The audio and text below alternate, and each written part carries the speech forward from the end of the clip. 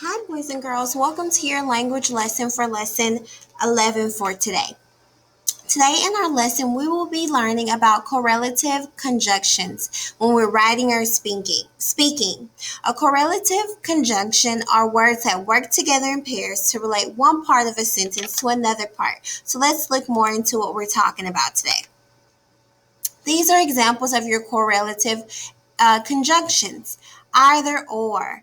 The function is an alternative. So you could say, for example, after dinner we will play either. We can either play a board game or watch a movie. So it's telling you either you can do this or that. And then another correlative conjunction is neither nor. It's also on the alternative. That means, for example, the baby could neither crawl nor walk. So it's showing that they could not do either one. And then another correlative conjunction is both. And that means in addition to, or adding on, or plus, or just an addition to something. For example, both Lou and Nader are absent today. So both of them. And then also, not only, but also, it's also an addition. It's Albany is not only smart, but also kind. Okay, so you know that after we always go over something, we're going to practice it. Okay, so we're going to do number one together. Let's go ahead and work this out together. Number one, so the instructions are complete the sentences below using the correct correlative conjunctions from the word box above. Some correlative conjunctions will be used more than once. So the word Renaissance comes from blank and blank, the French blank Latin languages. So the word Renaissance comes from blank, the French blank Latin languages. Okay, so let's think about how we're going to complete that sentence.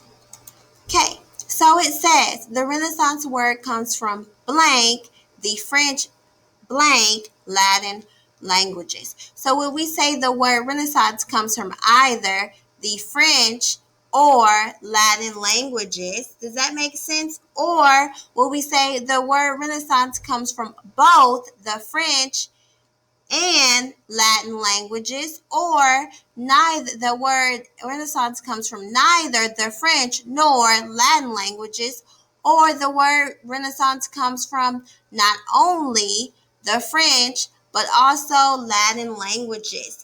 Boys and girls, it would be both because we know that Renaissance comes from both both the French and so we would say addition to the Latin language. So, boys and girls, you're going to go ahead and finish this activity using the words in the bank. And remember, you can use this more than once.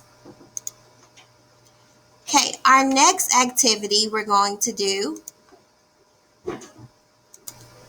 So, the next activity we're going to look at is our morphology, and we're going to look at the root words of words, these words right here. So, the words that you see above, we're asking what do these words have in common? For example, preserve, serve, reserve, service, and servant. So, what do you guys see?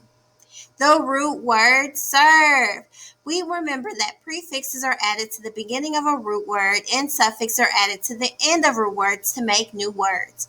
A root word is the main element of a word that forms the base of its meaning. For example, serve means to save, protect, or serve. Adding prefixes and suffixes can change the part of speech of a root. Words with the root serve can be either nouns, verbs, or adjectives. So, for example, serve. This is again, you see the serve, S-E-R-V, S-E-R-V, S-E-R-V, S-E-R-V, and S-E-R-V. They're in each, this root word is in all of these words. Preserve means to protect something in order to keep it safe or good. Serve is a verb to give food or drink to people, to perform a duty or job. Servant, a person who is hired to do housework duties such as cleaning and cooking. Service, an act of helping work formed by one who serves a religious ceremony. And conserve, to keep safe from loss, waste, or destruction. Okay, boys and girls, we're going to stop here and then pick up on the remainder of our lesson.